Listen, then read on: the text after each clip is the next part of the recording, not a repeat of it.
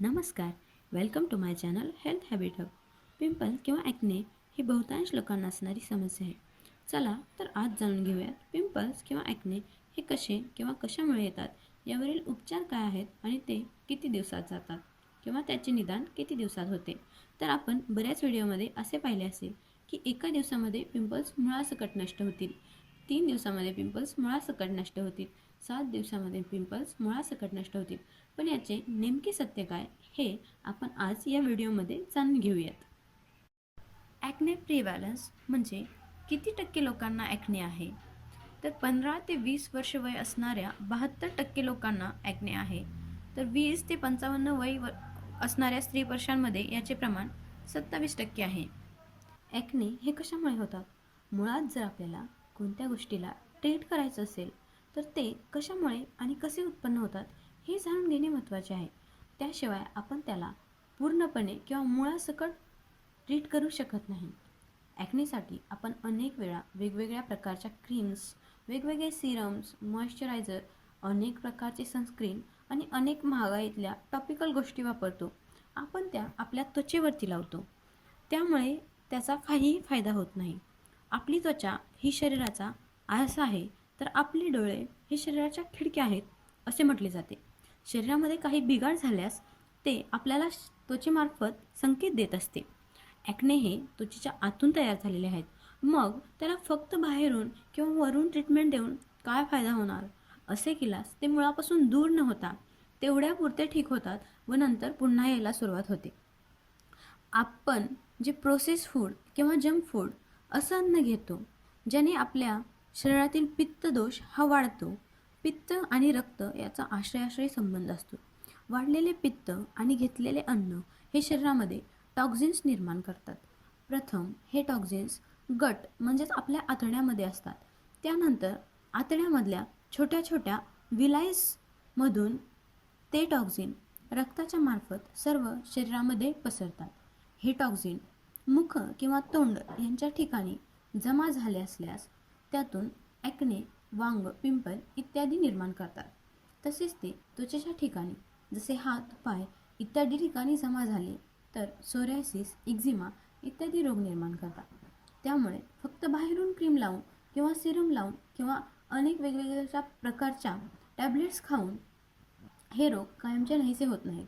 यांचे मूळ कारण घेतलेले जंक फूड आणि मूळ स्थान हे रक्त आणि त्याच्या आतील आतड्यांचे ठिकाण हे आहे.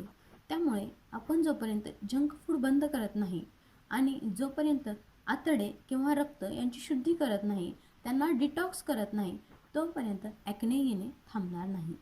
उपचार: पहिले, आपल्याला जंक फूड खाणे बंद करायचे आहे, जसे की कोल्ड्रिंक्स, पिझ्झा, वडापाव. यानंतर आपल्या शरीरातील टॉक्झिन बाहेर काढणे हा सर्वात मोठा टास्क आहे.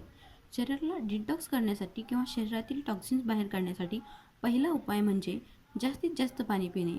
2 ते 3 लिटर पाणी मिनिमम दिवसाला पिलेच पाहिजे. यापेक्षा कमी नको, यापेक्षा जास्त असल्यास उत्तम.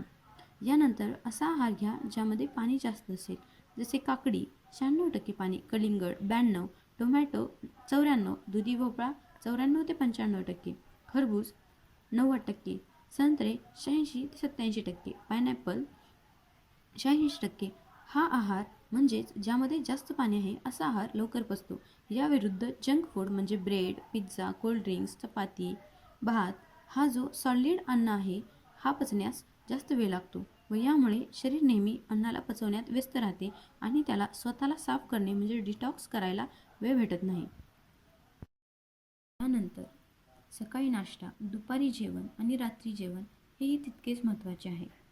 सकाळच्या नाश्त्याबद्दल आपण थोड्या वेळाने बोलूया. दुपारी जेवण हे तुमच्या गरजेनुसार 12च्या आधी करून घ्यावे. रात्री जेवण हे एकदम लाईट करा. तेही भाज्यांचे सूप किंवा मुगाचे कडण अशा स्वरूपामध्ये असले पाहिजे.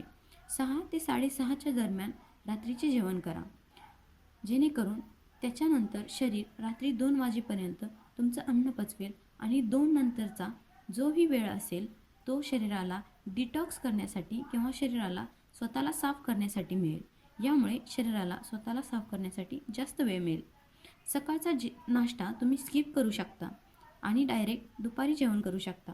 परंतु काही लोकांना ते शक्य नसल्यास सकाळी नाश्त्यामध्ये ताक 1 ग्लास किंवा 1 ग्लास ज्यामध्ये अधिक पाणी आहे अशा फळांचा ज्यूस, जसे की काकडी, भोपळा, कलिंगड वरती सांगितल्याप्रमाणे.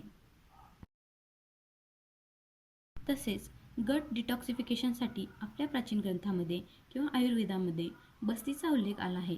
बस्ती ही प्रोसिजर तुम्ही जवळील पंचकर्म केंद्रातून कमीत कमी 1 महिन्यासाठी चालू करा. यामुळे तुमची संपूर्ण बॉडी किंवा संपूर्ण गट हे डिटॉक्सिफाय होते.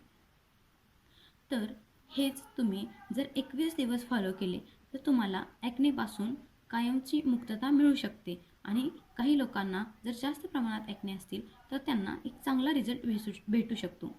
आता जर ॲक्ने अधिक प्रमाणात सूज येत असेल किंवा अधिक प्रमाणात खाज येत असेल तर यासाठी आपण वेगवेगळ्या टॉपिकल गोष्टी न लावता जर रक्तचंदन आणि रक्तचंदनमध्ये हळद मिसळून यांचा लेप वरतून लावला तर ते अधिक लाभदायक असेल. धन्यवाद. थँक्यू. आणि तुम्हाला जर हे व्हिडिओ आवडला असेल तर चॅनलला लाईक, शेअर आणि सबस्क्राईब करायला विसरू नका.